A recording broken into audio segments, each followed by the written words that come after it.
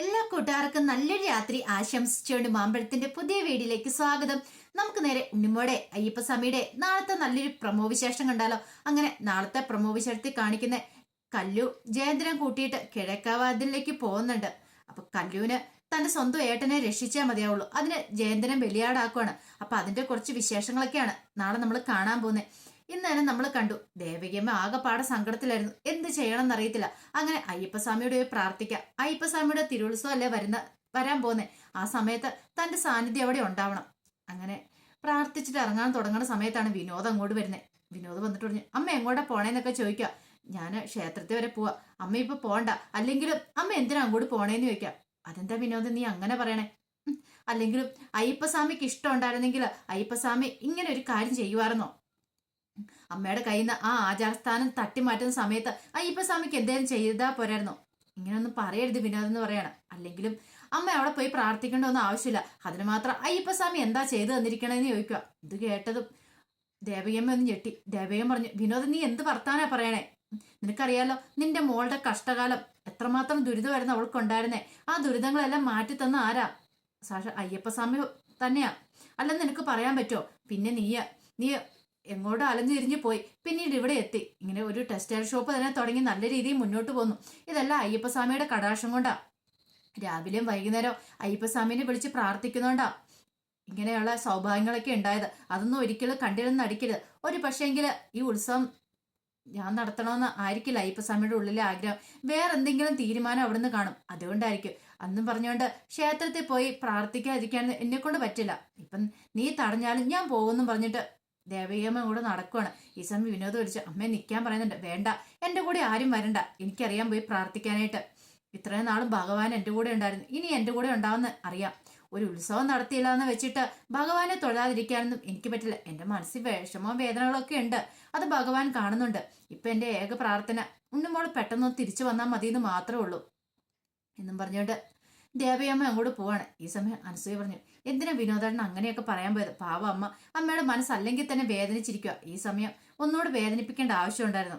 അല്ല അനസൂയ, നിനക്കറിയാലോ അമ്മ എത്രമാത്രം വേദനിക്കുന്നുണ്ടെന്ന്. അമ്മയുടെ വേദന കൊണ്ട് എനിക്ക് സഹിക്കാൻ പറ്റുന്നില്ല. അങ്ങനെ ഞാൻ പറഞ്ഞു പോയതല്ലേ. ഇങ്ങനെ അങ്ങനെയൊന്നും പറയരുത്. താരമോളുടെ കാര്യം തന്നെ അറിയാലോ, താരമോളെ രക്ഷിച്ച ആരാ? അയ്യപ്പസ്വാമി തന്നെ രക്ഷിച്ചെന്ന് ഇപ്പോഴും ഞാൻ വിശ്വസിക്കുന്നേ. അപ്പൊ അത്രയും വലിയ ആപത്തിൽ നിന്നൊക്കെ എൻ്റെ മോളെ രക്ഷിച്ച അയ്യപ്പസ്വാമിനെ കുറിച്ച് ഒരിക്കലും ഇങ്ങനെ നന്ദിയോടെ പറയരുത് വിനോദേട്ടാന്ന് പറഞ്ഞിട്ട് അനസൂയ അങ്ങോട്ട് കയറി പോവാണ്. ഈ സമയം ഗിരിദേവന്റെ അടുത്ത് ഉണ്ണിമോള് നിൽക്കുകയാണ്. അപ്പൊ ഗിരിദേവന് ജയന്തനെ കുറിച്ച് സുന്ദരിയെ കുറിച്ചുള്ള കാര്യങ്ങളെല്ലാം പറയണം. അപ്പൊ ഉണ്ണിമോള് പറഞ്ഞു, അല്ലേ ഗിരിദേവ, നാളെയല്ലേ പൗർണമി, അപ്പൊ ജയന്തൻ ചേട്ടനെ കൊണ്ട് കല്ലിശേഷി ഇങ്ങോട്ട് വരുമോന്ന് ചോദിക്കുവാണ്.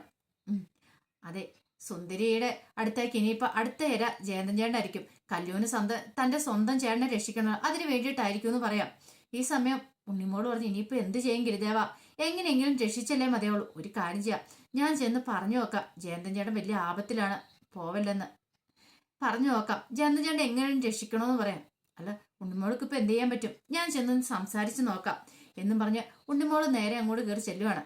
അങ്ങനെ ചെന്ന് കഴിയുമ്പോൾ ജയന്തൻ അവിടെ ഉണ്ടായിരുന്നു. ഉണ്ണിമോൾക്കറിയാൻ ജയന്തൻ അവിടെ ഉണ്ടെന്നുള്ള കാര്യം. അങ്ങനെ ഉണ്ണിമോള് എന്നപ്പോൾ മുറിക്കകത്ത് ജയന്തൻ ഇരിക്കുമായിരുന്നു. അപ്പൊ ഉണ്ണിമോളെ കണ്ടതും പെട്ടെന്ന് ജയന്തനൊരു വെപ്രാളം ഉണ്ടായി. ഉണ്ണിമോള് പെട്ടെന്ന് ആ കയ്യെ ചെന്ന് പിടിച്ചിട്ട് പറഞ്ഞു, ജയന്തൻ ചേട്ടാ ഞാൻ പറയുന്ന അനുസരിക്കണം, ജയന്തൻ ചേട്ടൻ വലിയ ആപത്തിലാന്ന് പറയാ. ഈ സമയത്ത് കല്ലു അവിടെ ഇല്ലായിരുന്നു.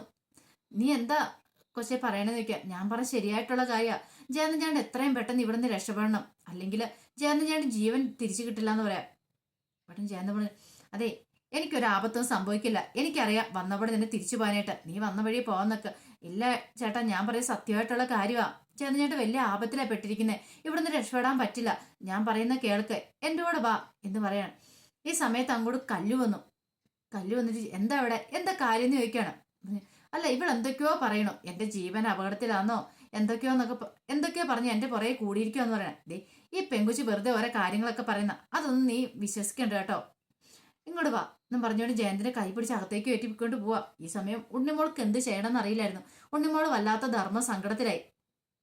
ഉണ്ണിമോൾക്ക് മനസ്സിലായി കല്ലിച്ചാച്ചി ജയന്തൻ ചേട്ടനെ വിളിച്ചോണ്ട് പോയിരിക്കുന്നത് നാളെ സുന്ദരിയുടെ അടുത്തേക്ക് വിടാനായിട്ടാ. അപ്പൊ എങ്ങനെ രക്ഷിക്കും?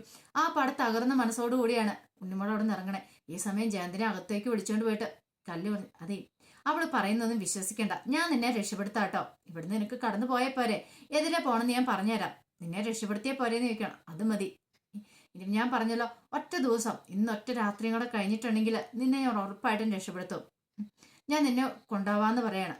ഇത് വിശ്വാസമായി ജയന്തന്. കല്ലുവിനെ അവിശ്വസിക്കേണ്ട കാര്യമൊന്നുമില്ലല്ലോ. പിന്നീട് കല്ലു നേരെ കാന്തന്റെ അടിയിലേക്കാണ് ചെല്ലുന്നത്. അപ്പൊ കാന്തൻ പറഞ്ഞു, എന്താ കല്ലു ഇത്? ഞാൻ പറഞ്ഞല്ലോ, ഇനി അയാളും കൂടെ ബലി കൊടുക്കേണ്ട ആവശ്യമില്ല. ഞാൻ തന്നെ ചെന്നോളാം. സുന്ദരിയുടെ അടുത്തേക്ക് ഞാൻ തന്നെ പൊക്കോളാം. അതതിന് ശരിയാവത്തുള്ളൂ. അല്ലെങ്കിലും എത്ര പേരാ? ഒന്നും രണ്ടും പേരാണോ? 15 16 ആയി. ഇനിയിപ്പോ 17ാമത്തെ ആളാ വിടുന്നേ. എന്തിനാ ഈ പാവങ്ങളെല്ലാം തലയെ വലിച്ചു കൂട്ടുന്നേ? എനിക്ക് വയ്യ ഏട്ടാ. എനിക്ക് ഏട്ടൻ ഇല്ലാതെ ജീവിക്കാൻ പറ്റില്ല. ഏട്ടൻ പോയിട്ടുണ്ടെങ്കിൽ ആ ഒപ്പം ഞാനും കൂടെ വരും. എനിക്ക് വയ്യ, ഏട്ടൻ ഇല്ലാതെ ജീവിക്കാൻ പറ്റില്ല എന്ന് പറയാം. കല്ലു, ഞാൻ പറയുന്നത് നീ അനുസരിക്കുക. ഇല്ല ഏട്ടാ, ഒരു കാരണവശാലും ഞാൻ അനുസരിക്കാൻ പോകുന്നില്ല. ഏട്ടനെ ഞാൻ ഇവിടുന്ന് എവിടത്തേക്കും വിടാൻ പോകുന്നില്ല എന്നും പറഞ്ഞുകൊണ്ട് കല്ലു എന്ത് ചെയ്യാണ്?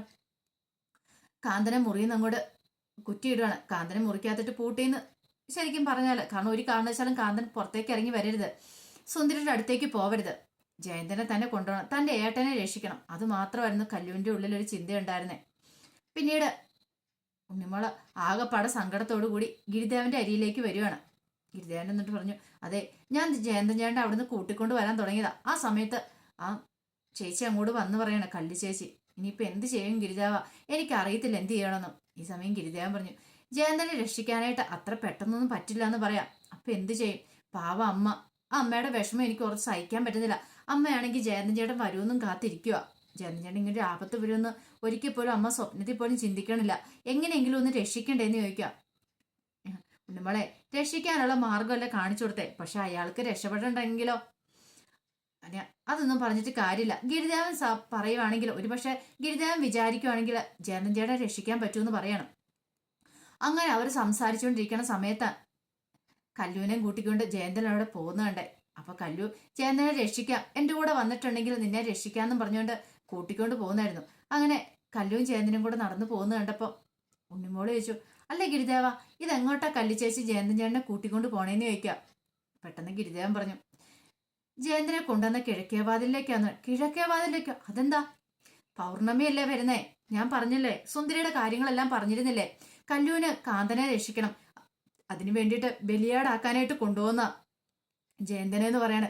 ഇത് കേട്ട് കഴിഞ്ഞപ്പോ ഉണ്ണിമോൾക്ക് വല്ലാത്ത സങ്കടമായിപ്പോയി. ഉണ്ണിമോള് പറഞ്ഞു, ഗിരിദേവ, ഇതെന്താ പറയണേ? എത്രയും പെട്ടെന്ന് തന്നെ ജയന്തൻ ചേട്ടനെ രക്ഷിക്കണമെന്ന് പറയാം.